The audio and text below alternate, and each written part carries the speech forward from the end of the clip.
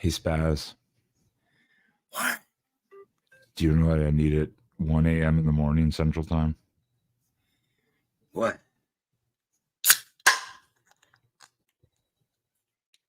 I can't take it. I can't take it anymore. What is going on, everyone? I don't know what to do anymore. Welcome in everyone to the Oregon post game right here on the Oregon Channel, the voice of college football. Oregon survives Boise State 37-34 in the literal final seconds of the game. We have a lot to get into. There's no easy way to put this. Man, I can't take any more of these games. Number one, late night, which has always been a curse to Oregon. Oregon overcame two things today. Late night catastrophes on late games, and the curse of Boise State is finally over. We'll talk about that and much more coming up live on Postgame. We are live. I know. I know. I what happens with the ending. This is what happens. Punchline. Well, for anyone who's watched the Oregon Channel before, when I was doing it solo too, I have fallen asleep before a post game and never did the post game because I fell asleep. So this didn't happen this year right now, and it's literally 12:54 in the morning for me. I had to keep pushing the show back. Houston for Ben, and he's like a trooper. Win, lose, or draw, he's here. And stressing out just completely the entire game. Like yeah. Let's just break it down. Let's just start off. First half, for instance. Boise State came out with a game plan, and they ran it to almost perfection. Let's not say we said Gentry is going to be a beast. He was. Instead of running through the tackles, they ran him to the outside, and we couldn't contain. And even then, him and his backup Gaines, every time they got tackled, they would lean forward to get 2 extra yards. I mean, those guys bench. I mean, Gentry, for instance, benches like, I believe they said 600 plus pounds. There are squats, not benches, sorry, squats. Yeah, and on the last touchdown he had, the last touchdown he said they said he was carrying Mateo Ungalalele on his back for the last 6 yards, literally. And Mateo's like 6'3", 250, and he was carrying him right across the end zone. Yeah. I mean, again, every time they got tackled, they fell forward for 2 more yards. I'm like, Jesus. So a 3-yard run turned into 5 yards, which obviously shortens the whole series of downs for them.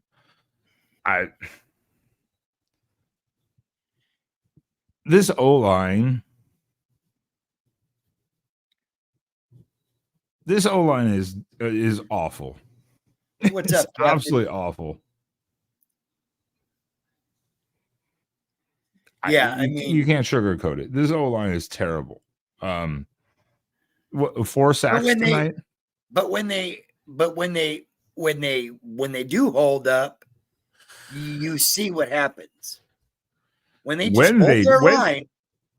hold their line, you see what happens. But this is against Idaho and Boise State. You're right. And the protection at times is horrible, just outright atrocious. But are we putting too much emphasis on that? Because if we look at it, we're just so used to seeing Oregon's protection and offensive line just be solid, year after year, game after game. And especially the last 2 years with the amount of times that Bo Nix was sacked. And now here it is in 2 games. We've already seen Dylan Gabriel sacked as much as Bo Nix was in the last 2 years. It's a very fair point. When it comes to the O-line, we've been treated to greatness. Obviously, the best center in the country last year. in JPJ. This year, obviously, there's a bunch of transition and shifting in the line, but it is not good. The communication level is just non-existent in that line for whatever reason. Well, and unfortunately, I think Captain had a good point there. Has a great point here. When you saw Oregon pull Charlie Pickard out and they put, I believe it was number 50 in because they were talking about it on the game. Because I was listening to Jerry Allen most of the games. I can't stand Andrew Siciliano. He just drives me nuts. We'll get into that. We'll get into that. Yeah, this whole weekend has been shit announcing when wise. Pickard was basically pulled out, the second half, the O-line became much better. And I think next week, hopefully now, Lanning will stop being so worried and let Bedford play. I watched him practice all week. He looked just fine. But I think Lanning is so worried because of the length of the season possibility that he's trying to hold these guys out as long as he can before he has to put them in. Well, I understand that too. You don't want to put a guy back in and he get injured again and he's done for the season. So you want to kind of get him warmed up. But right here too is penalties. Again, O-line penalties. There was 2 or 3 at least direct holding calls that called back first down runs, like very nice runs, all in the edges. And it's like just so uncommon. It's just so uncommon that it's just confusing. The problem with this team right now is the O-line. Oregon we've been used to, again, we've been spoiled, I guess, in a way, that we have been able to watch the last couple of years this Oregon team do like 8-9 minute drives of just running the ball down people's throats. Now we can't even depend on anything. Hey, Jordan James had 100 yards tonight. Well, I know, but we also had how many sack yardage lost. So right. But and Gabriel ran the ball a little bit tonight when he had to, especially in the second half. We saw a couple of plays where he was key in running.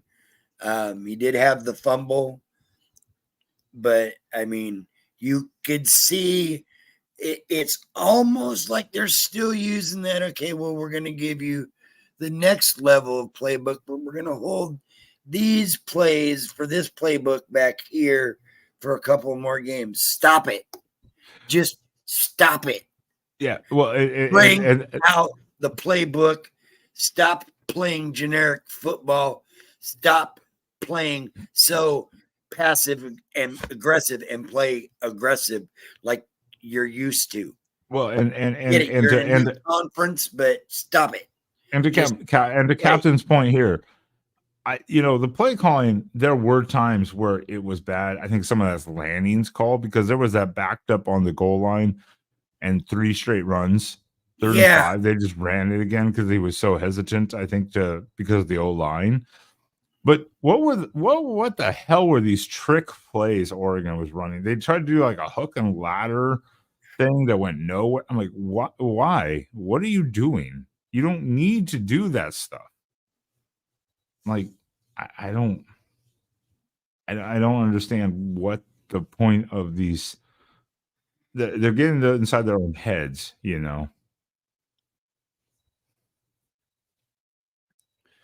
Let's see here. Yeah, I think this. These you don't even know how many text messages that these guys send in our group text. I swear to God, I looked down at one point, there was 47 messages. I know that they sent over 150 throughout this game. And I responded a few times. I was trying to watch the game and not have a heart attack. Of anything, of course, a win is good, but at what cost? We got to clean it up. We're 2-0. I haven't seen any major injuries. And our guys that have been being held back from injury should be able to play in the next couple of weeks. Hopefully they'll play against Oregon State, because it's time to just break out the can and whoop ass before you go into Big Ten play. Yeah. I mean, you got Oregon State and then a bye week, and then you have to play UCLA at UCLA. Not bad, but then you start getting into kind of really the meat of everything. And yeah, as to what it's like, he's got to figure out the work of the offense. Yeah, again, and the penalties, turnovers, yes, 100%. Like the offense had some very explosive plays tonight. They finally matched it. Gabriel missed a couple of those throws in the fourth quarter, unfortunately, just a little bit. Those were both explosive plays that could have been hit, but there were some. The turnovers, though, yeah. What was happening with the turnovers? We have not seen Herbert fumble before. He all of a sudden fumbles. Next one, bad snap or early snap. Gabriel recovers it, and then he fumbles it as he tries to get back to the line of scrimmage. I'm like, that was when I started to have a heart attack. Just going, yeah. I mean, I'm like, are wait you a minute. You're up absolutely 27-20. You're driving. You're about to go up 2 scores, and all of a sudden, back-to-back turnovers, and you're down 7. What the fuck just happened? Yeah, I'm just trying Literally, to kill right me. after shout. Literally, right after shout was played, shit went to hell in a handbasket for the next 5 minutes. Yeah. Now so penalties obviously, yeah, big. The turnovers just abnormal. We have not seen anything like that, back-to-back drive turnovers like that. We have not seen that in a while. And I just don't know. I don't know what's going on with this team. I don't know if there's a lack of just continuity, a lack of trust, a lack of whatever it is. There's something just not quite right with this offense. Well, there's a couple of points too.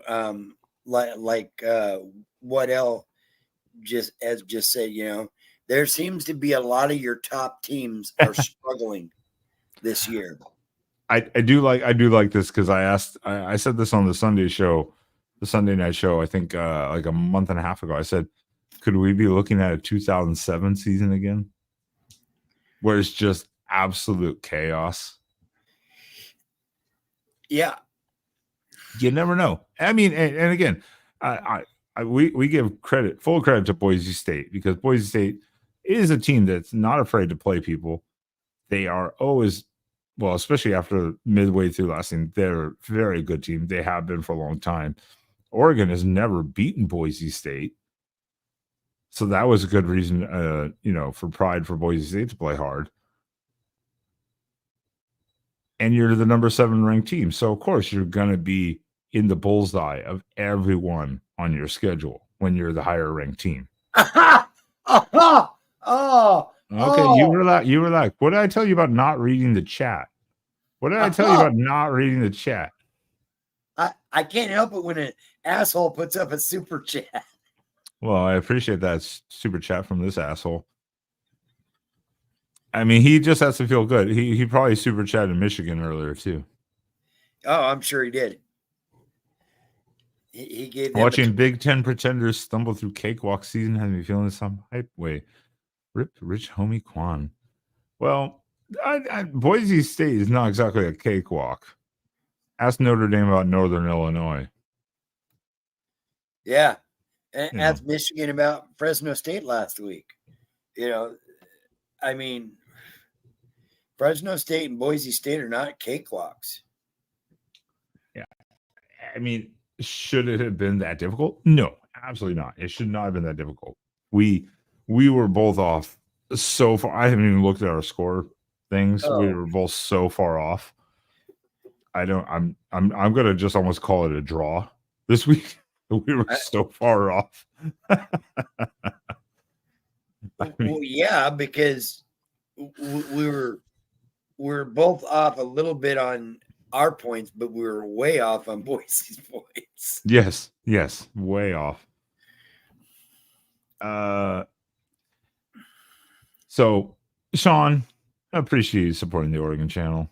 We'll see you in Eugene next month. That's right. It helps. I'm glad you support the Oregon channel. It helps. Mark loves it too. You bandwagoners. I'm gonna get to some of the chat here in a second. We gotta go over some things though. There were good things. I will say, so during the third quarter, especially, I thought the defense.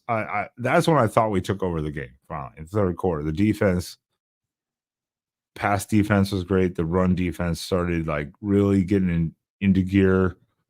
Everything was coming together until about the last 4 minutes of the third quarter. Then it just started to fall apart. For a No, little it bit fell there, apart at the beginning of the fourth. No, but that was when we started having like the fumble and shit like that. That's when it started to fall apart. At the like last 4 minutes of the third, it's kind of when it started to fall apart. The main chunk of the third quarter, I was like, all right, we're okay. Defense is adjusted, and then it just went to hell.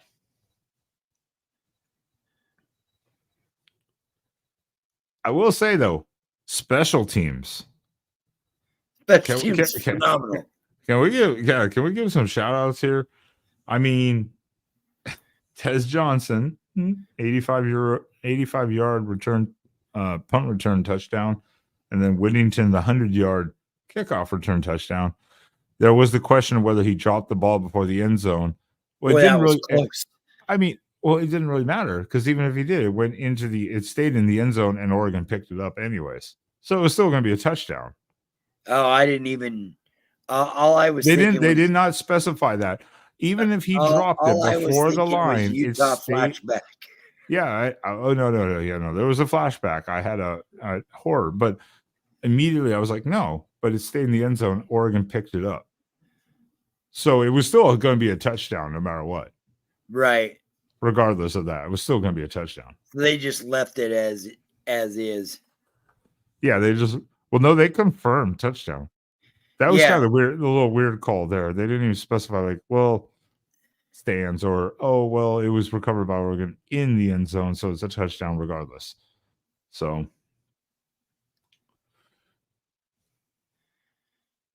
yeah. But special teams, two great punt returns. Tez had another one that earlier in the game that put us inside Boise's 35-yard line. In the first half on another punt return.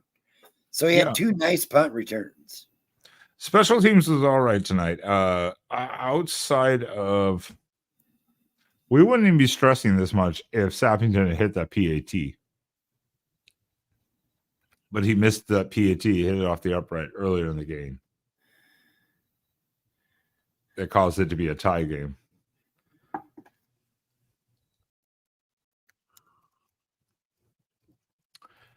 Top 10 ranking. Well, we're gonna see what happens. I don't know about that. Top 25. No, Oregon's still in the top 20. We're gonna stay in the top 20. Top 10. They're gonna stay in the top 10. We're gonna stay in the top 10. Might even move up to 6 because you had a couple of losses, and Penn State didn't have a great game.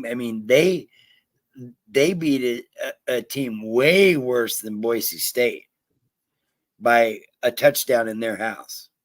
And that game was close to the last 5 minutes of the game. So I don't think Oregon's going to drop. I think we'll still stay around 6, 7, 8. Somewhere in there. Somewhere in there. Because again, Notre Dame lost. So they're dropping like a brick.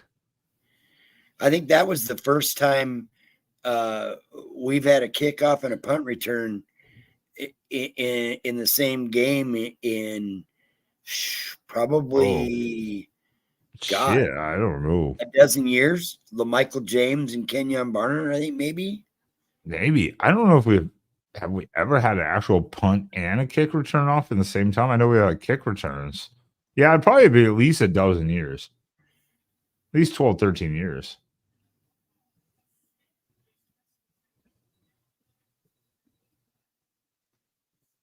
Well, Boise State is a good team. Boise State is a good team, and we have said multiple times, there's no excuse for any of the downfalls we had. Boise State has historically given the Pacific Northwest teams absolute fits. Yep. Absolute fits. And they with that running back, that guy is he's no joke. Yeah, he can win the Heisman. He's no joke. Yeah, he's no joke. When he busted that 70-yarder after the Herbert fumble, I was like, oh shit. Here we go. Game over. I thought that was it. I was like 1-3, David. We've only played them 4 times. Yeah, we're 1-3. But yeah, and again, the Idaho is good, but they're an FCS team, so it should have still been better. I don't know what the disconnect here is with the staff or the players or the communication. I don't know what it is, but we saw the flashes of like, hey, if you don't play conservative all the time, take a deep shot. Oregon has the guys. Stewart showed it tonight. Holden even showed it. That he has the ability to burst and get behind the defender. And you really haven't seen much depth out of that wide receiver room yet. They haven't even used Gary Bryant. They've used Dickey very little, Casper very little. Even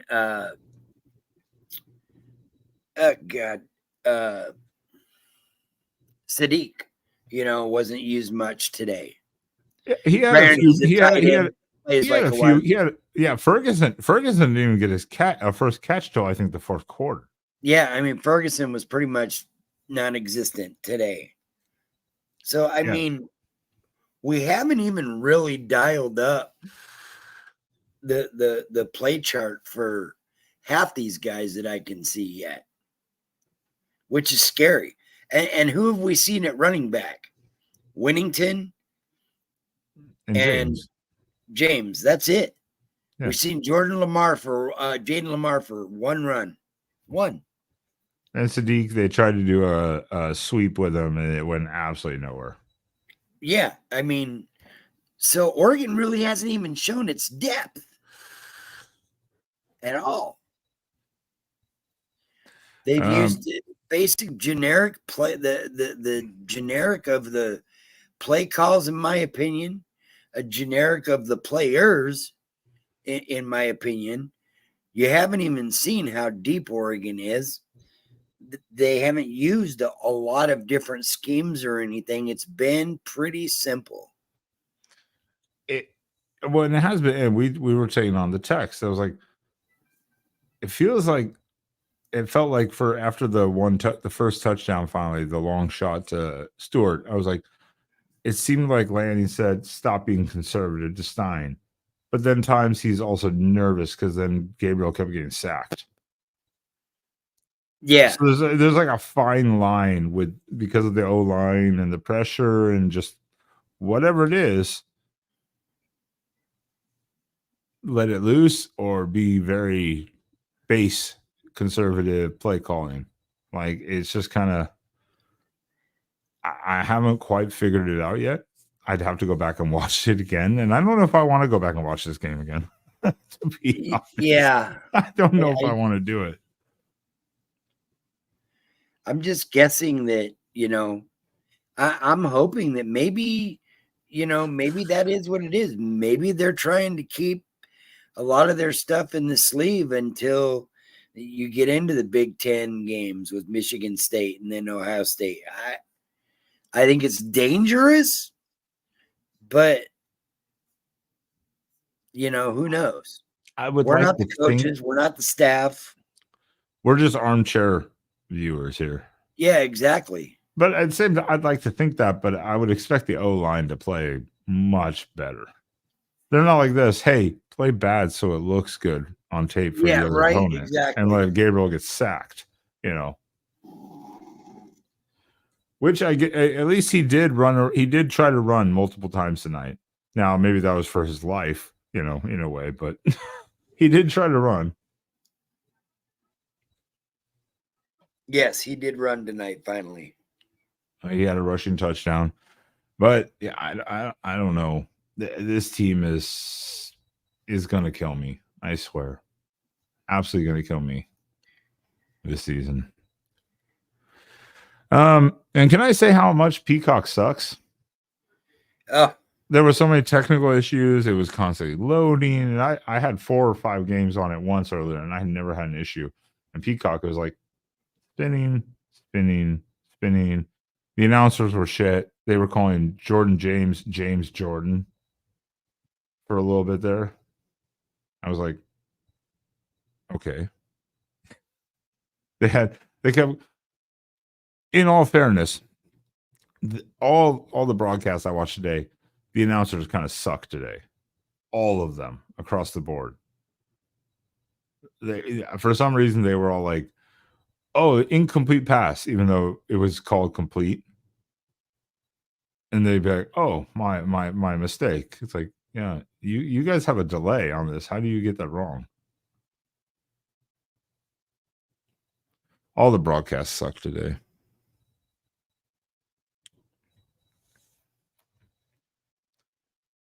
Will you stop texting during a live stream, Spaz? Word of God.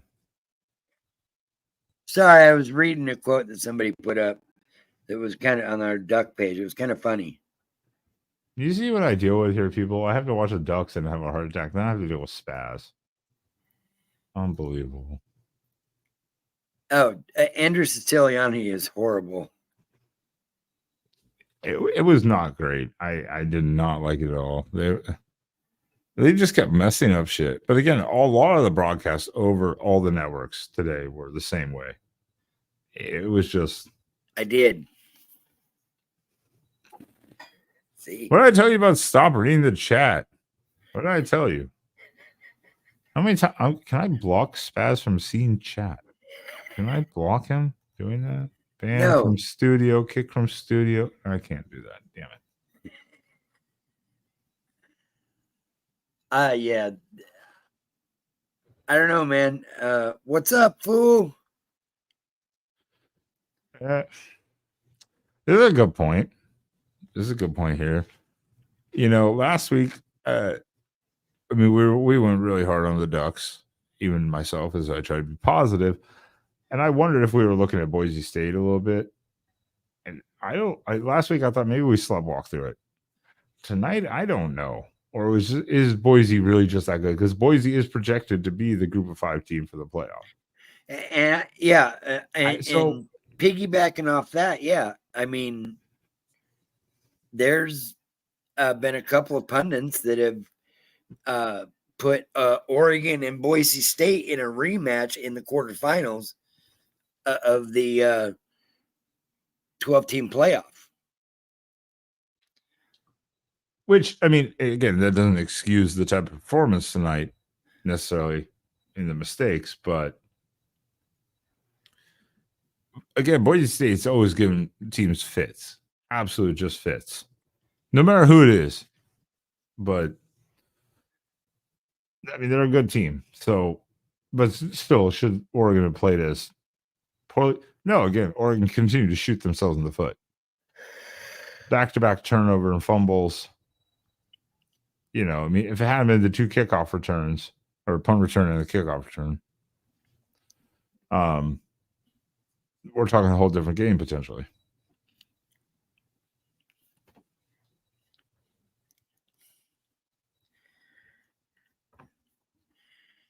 It's a good question here. You want to read the chat here? Let's go, Spaz. Answer the question. Answer the question, Spaz.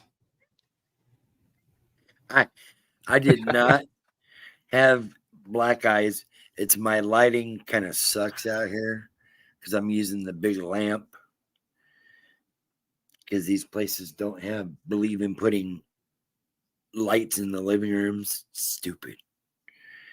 So yeah, my lighting kind of sucks out here. I'm trying to figure out how to get my other one to work. Essentially, David, he's ignoring the question and avoiding answering yes or no. He's just blaming lighting. No. Yeah. And, Brandon Johnson, yeah. There were multiple people. Muhammad did great. Reed did a really nice job also in the defense. There were multiple. Betcher was showing up all over the place here and there, make some good tackles.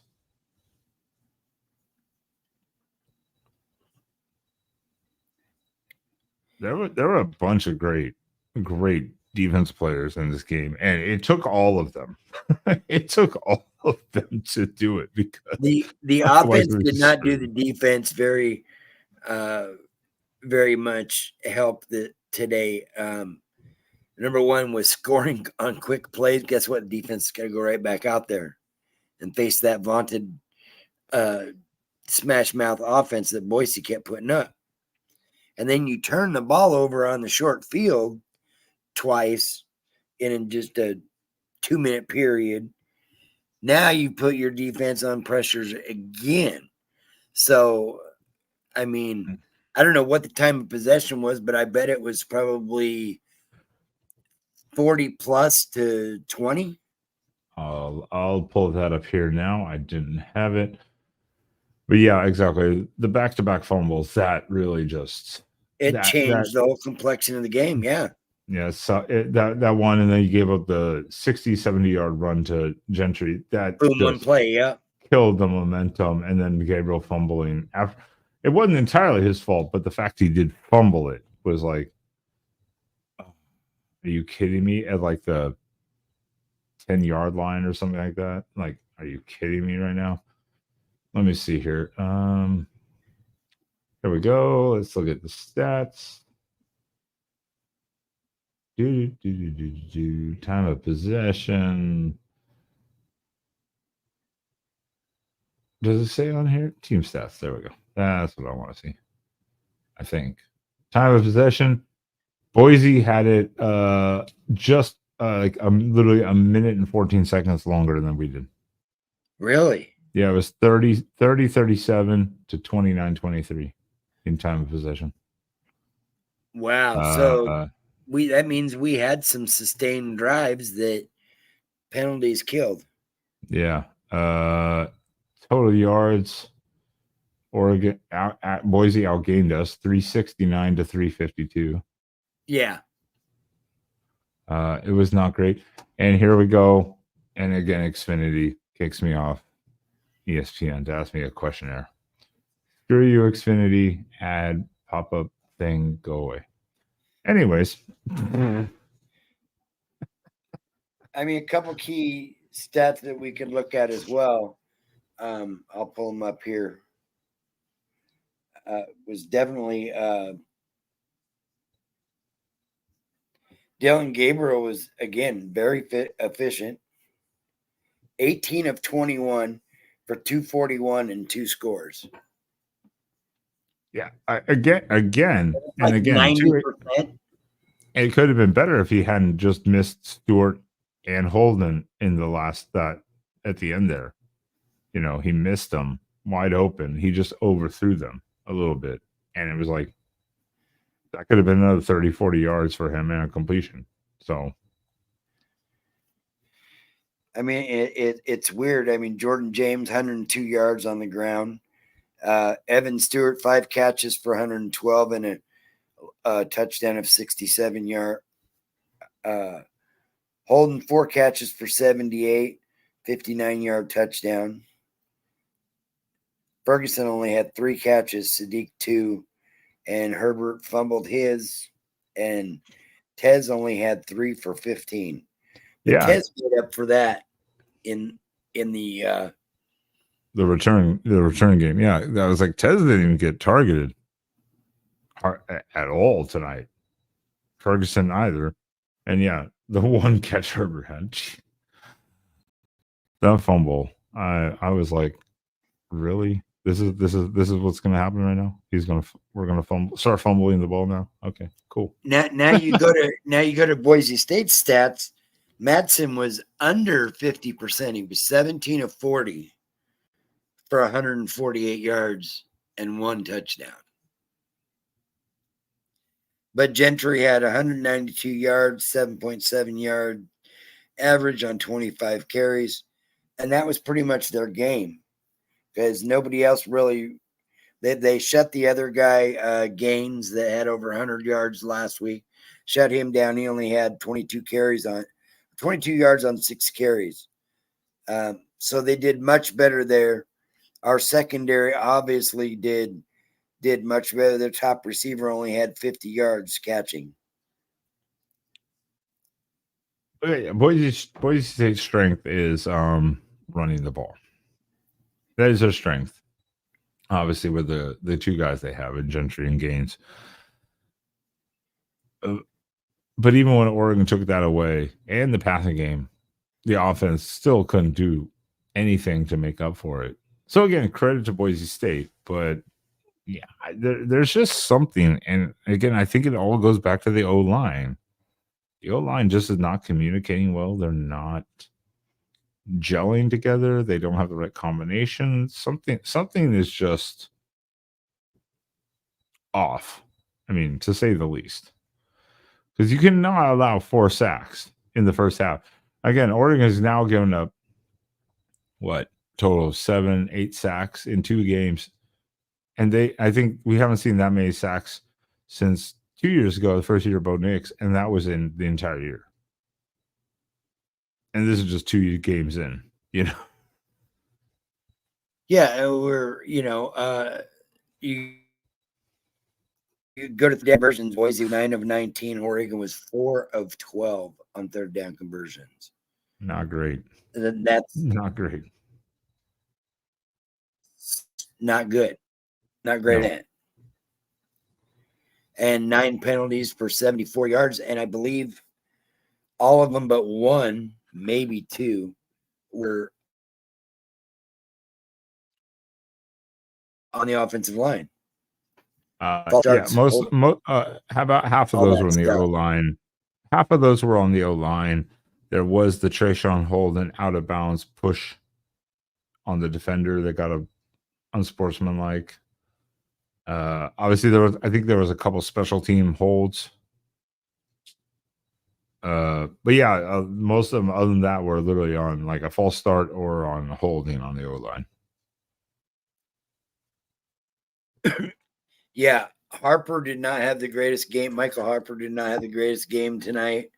He got called for a couple penalties, and had one of the sacks was, I believe, on his man. We've got to do better at the offensive line. Penalties just killed probably 3 drives. I know the one specific, Jordan James went for like 20 yards and it was called back on a hold on Marcus Harper. And another one, Whittington, I think he had like a 12 or 13 yard first down run and then got pulled back for another hold. Called back as well. Yep. I mean, that's the most frustrating thing. It's like you finally feel like, okay, there we go. Penalty. And again, it's abnormal. There's always going to be some penalties. But 2 games in, it's all on the offensive line. The major stuff, is like on the offensive line. The majority of our issues seem to be with the offensive line. Because as we all saw, when the O-line was protecting and Dylan could stand back there and look, he could just hit anybody wherever he wanted all over the field. But as soon as they got pressure, it was over. Yeah, it was like the big touchdown to Evan Stewart. Or not touchdown, rather, the first big pass. I think that they had put like a max protect, basically, for Gabriel, because he'd already been sacked like twice. So they put like a max protect. He had 2 or 3 extra seconds and was able to throw 57 yards, 67 yard. Yeah, it was like, okay, but again, you shouldn't have to do that all the time against a Boise State or an Idaho. You shouldn't have to put max protect.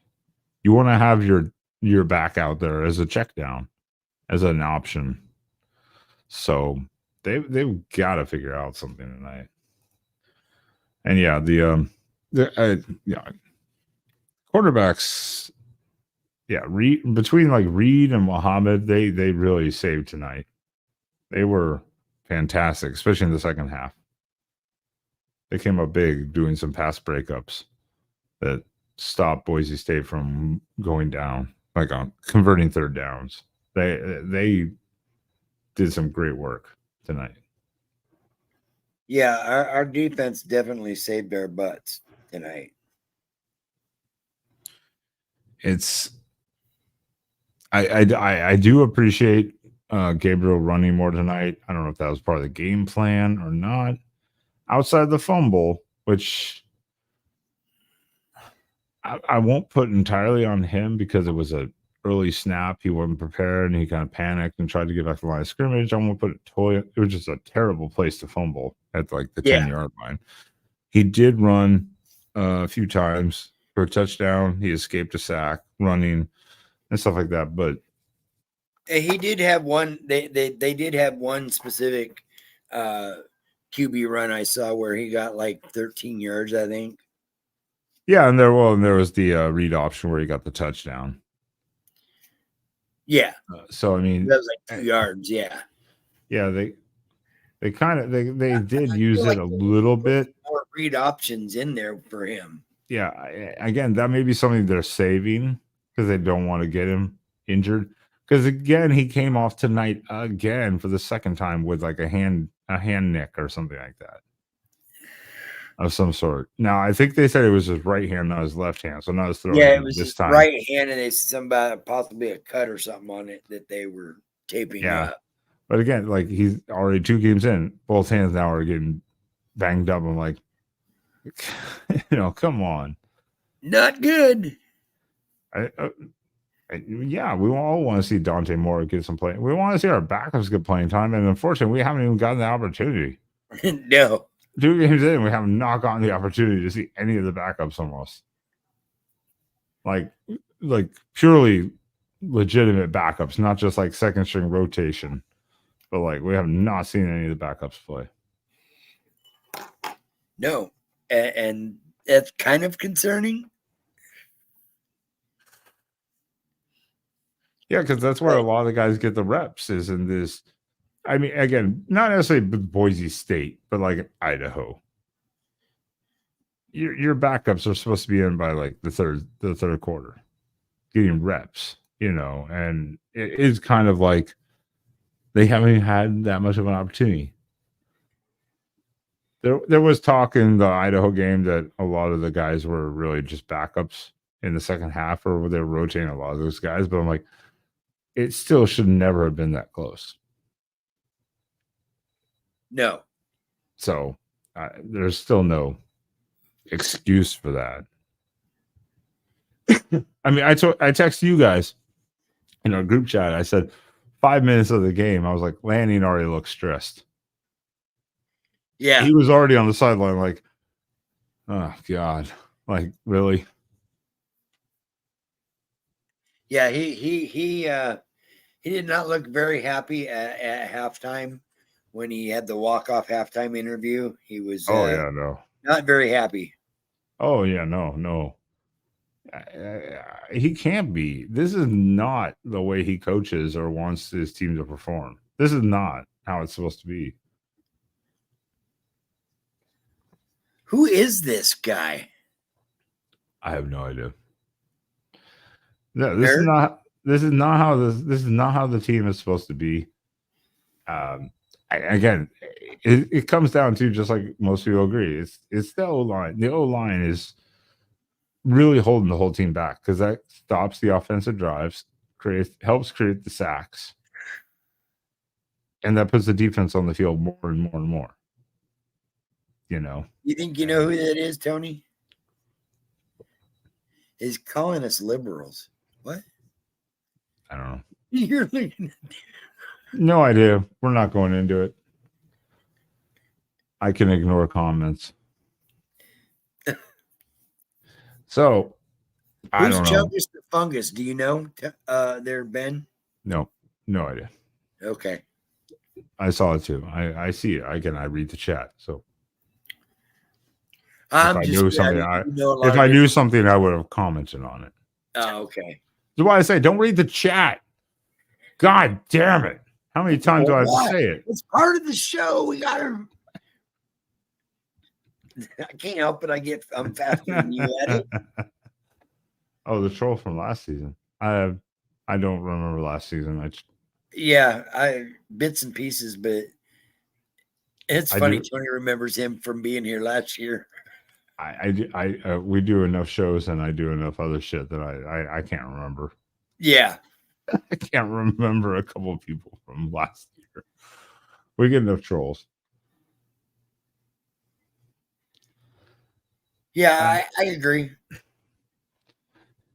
They did stick to the running game at least in the second half, much better in the first half. Lane said we got to do the run. They did come out at least and try to get it going, and they did okay. But it was the sack yardage that really started to kill the overall.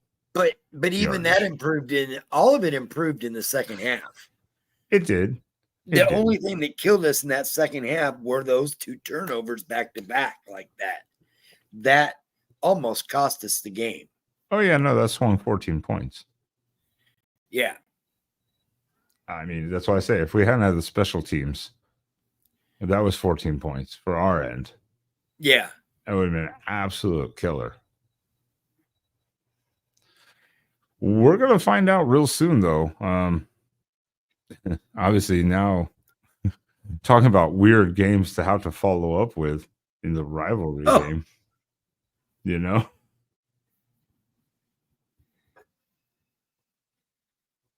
I don't know what that. I think it seemed more like a dump off. No, it seemed more like a dump off. I don't think it was actually meant to go to Herbert. I think he was looking downfield. Then he just looked over, saw Herbert there, and passed it to him.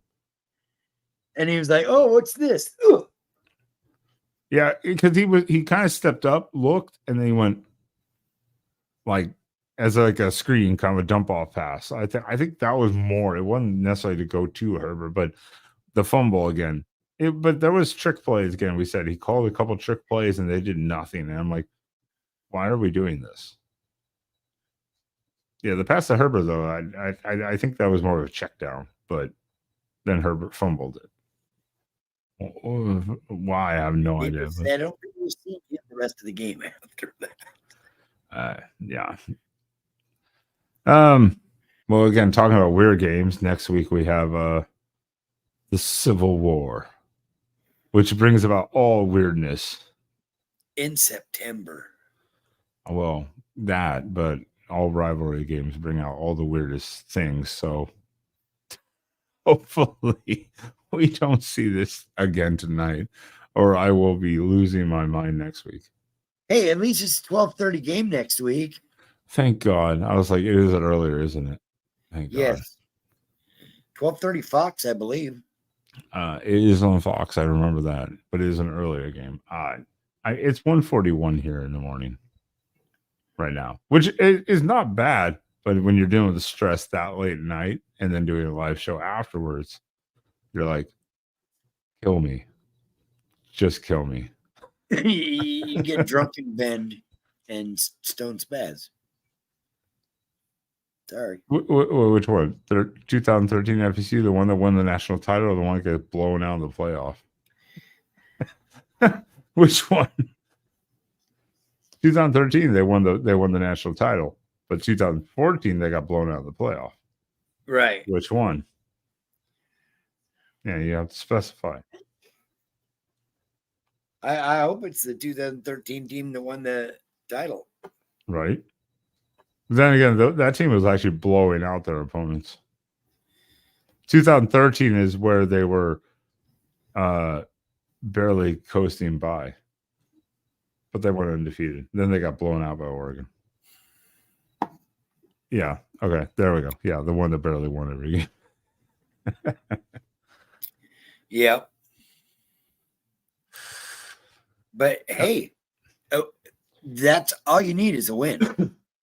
At least we're not Florida State. Yeah, at least we're not Florida State 0-2, losing to 2 unranked opponents. We beat ours. Just saying.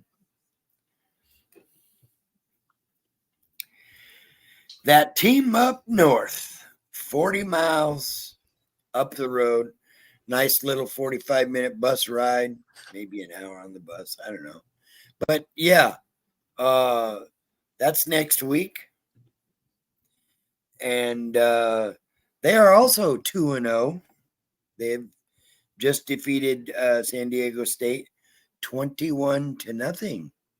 Nice. Their nice. defense held. I was watching the Washington State Texas Tech game. So their defense held San Diego State less than 200 yards of total offense. That's pretty good for a revamped team. yeah, a team that lost a lot. It's pretty good. I mean, again, it's a rivalry got an game. Explosive running game. Another team that runs the ball. They had over 200 yards again today running the ball. So again, you got to fill those gaps and you got to stop the run. If you force them to throw the ball, you're in good hands. Well, and again, it's a rivalry game too, so you never know what's going to happen. And we're at Corvallis next week. Yeah, we all know what happened the last time we played there. 19 consecutive. Shut up. Don't bring up those memories. Shut up.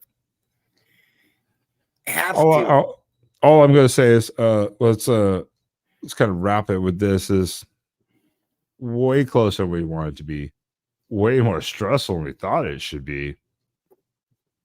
But at the end of the day, Oregon is 2-0 and moving on, and has, as someone said earlier, finally broken the Boise State curse. Yes. Finally. 1-3 now. 1-3. And we are going to have, hopefully, 2 fantastic guests on our Civil War preview show Wednesday night this week. So Actually, it'll be more like Wednesday afternoon. Wednesday afternoon, that is correct. There's also a time change. That's right. I believe we're going live at 6 Eastern, 5 Central, and 3 Pacific, somewhere around that way. Somewhere around there. We're waiting on time confirmation by late Monday, and then we will be posting it. But yes, we should have hopefully at least one, if not 2, amazing co-guests to talk about the rivalry game and what it means. One from the field and one from the booth. Exactly. So we will be looking. You guys know that by Monday it will be posted. So again, if you're not subscribed, do hit the subscribe button. Make sure the notification bell is checked. That way you know. Thanks, Captain. It'll. Yeah. I agree. I things are going to improve, but it's rough right now. But hit the notification bell. Monday night we'll be posting the show for Wednesday. That way you'll see it pop up immediately, and you'll definitely want to tune in because you're going to get a lot of good insights into the rivalry, and even some behind the scene maybe of like, I don't want to say the announcer world, but we'll just leave it at the announcer world. We'll leave it at that. We'll leave it at that. And some insight what it's like to play in a couple of Civil Wars. A guy who played in 4 of them. Yeah. So it should be fun, should be entertaining, should be very insightful too. As again, next week we have to look forward to playing Little Brother. The Beavers. And then it's a bye week. Thank God we need it. I need it for my health. We need a bye week. I need it for my health.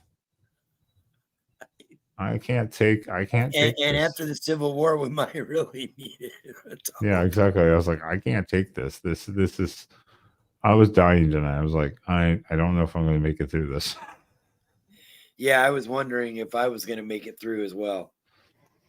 Any final thoughts, Spaz, tonight, Boise? versus the Ducks. No, I mean, Boise came to play. They had a game plan. They stuck with it. It worked pretty well for them most of the game. The second half, you definitely saw a more fired up Oregon team, minus the couple of turnovers. And like we said, you don't turn the ball over those 2 times, you probably win this game by 17, 14, 17 points. At least 10 or 14, probably. Yeah. So, overall, it's a win. There were some good things and there were some bad things. Giving up a 70-yard fucking gut run is not good, considering the kind of offenses some of the teams that you're going to play later on that can blast those explosive plays. But you also had a few explosive plays, so it kind of evened out.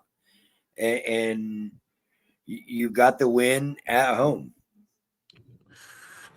I think the turnovers were the huge difference maker. I mean, obviously the short field, especially with the Dylan Gabriel fumble, 10-yard line, basically very short field for them. The 70-yarder, it was a quick change situation. The defense just didn't react. It happens. But yeah, there was a 14-point swing immediately. So it is what it is. Oregon got Boise. The Boise State, though, crap off their shoulder. And they're 2-0. And I guess at the end of the day, that's all you can ask for at this moment. I mean, yep. Well, everyone, thank you for being here. I'm not even going to put up the banner. I was going to put up the thing, make sure to join us Tuesday or Wednesday, but we will be live Wednesday this week. We just don't know when for sure. Again, hit the notification bell. It'll probably be about, like he said, 3 p.m. Pacific, 5 Central, in somewhere within about 30 minutes of that. We're just working with one of the guests to make sure of the time frame.